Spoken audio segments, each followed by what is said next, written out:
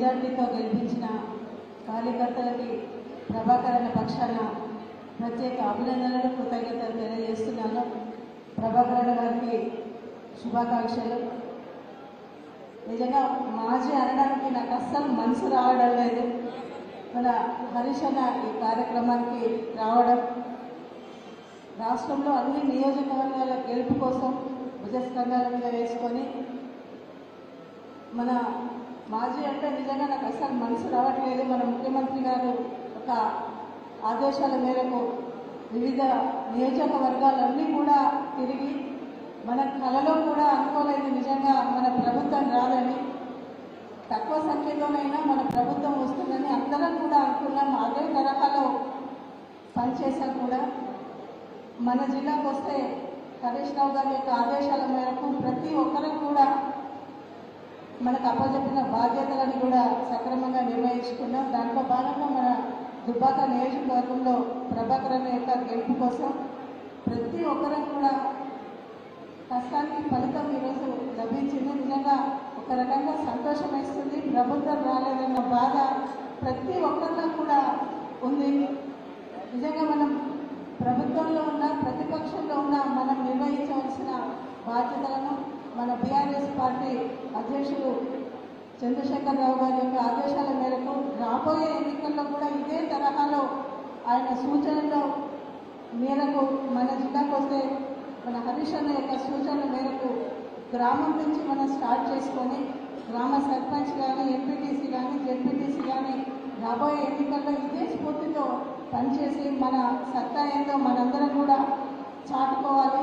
గెలుపు ఓటములు అనేవి సహజం కనుక మనం గెలుపుని ఎంత ఆనందంగా స్వీకరిస్తామో గెలుపు ఓటమైనా కూడా అదే తరహాలో స్వీకరించి ఆ స్థానంలో ప్రతిపక్షంగా ఉండి కూడా మన ప్రజల యొక్క సమస్యలను ప్రభుత్వం దృష్టికి తీసుకుపోయి గతంలో ఏ విధంగా అయితే పనిచేశామో అదేవిధంగా చేస్తూ ప్రజల సమస్యలను అసెంబ్లీలో తెలపడానికి ప్రభాకర్ అన్న గారు, హరీష్ రావు గారు ఉన్నారు కనుక ప్రజల సమస్యలను శాసనసభలో ముందుకు తీసుకొచ్చి ఎప్పుడు కూడా మనం ప్రజల పక్షాన ఉంటూ ఇదే స్ఫూర్తితో ముందుకు వెళ్ళాలని వేదికను అనుకరించిన ప్రతి ఒక్కరికి కూడా పేరు పేరున అభినందనలు తెలియజేస్తూ ఈ విధంగా ఈరోజు పెద్ద ఎత్తున సభను ఏర్పాటు చేసి ప్రభాకర్ అన్న ఈ కృతజ్ఞత సభను ఏర్పాటు చేసి మా అందరినీ కూడా ఆహ్వానించినందుకు చాలా సంతోషంగా ఉంది.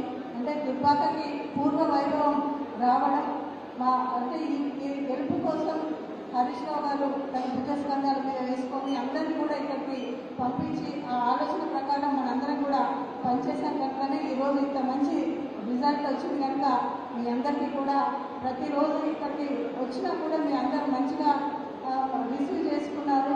గ్రామ ప్రజలలో ఇప్పుడే స్టార్ట్ అయింది. ప్రజలలో మన ప్రభుత్వం ఉన్నప్పుడు ఉండే పథకాలన్నీ కూడా ఉంటాయా పోతాయనే ఆలోచన ప్రజలలోకి రావడం జరిగింది.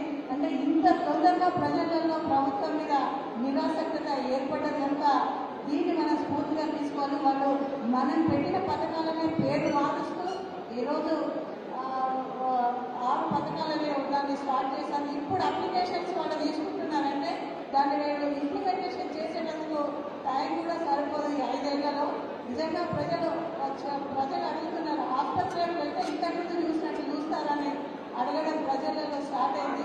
అవన్నీ కూడా ప్రభుత్వం మీద ఇప్పటి నుంచే వ్యతిరేకత అనేది కూడా ఏర్పడడం స్టార్ట్ అయింది కనుక మనం దాన్ని ఆసరాగా తీసుకొని గ్రామ స్థాయి నుంచి కూడా సర్పంచ్ కానీ రాబోయే ఎన్నికలలో అంతటా కూడా మన బీఆర్ఎస్ పార్టీ అభ్యర్థులను గెలిపించుకోవడానికి మనందరం కూడా కలిసినట్టుగా పనిచేద్దామని మీ అందరికీ కూడా తెలియజేస్తున్నాను. జై తెలంగాణ.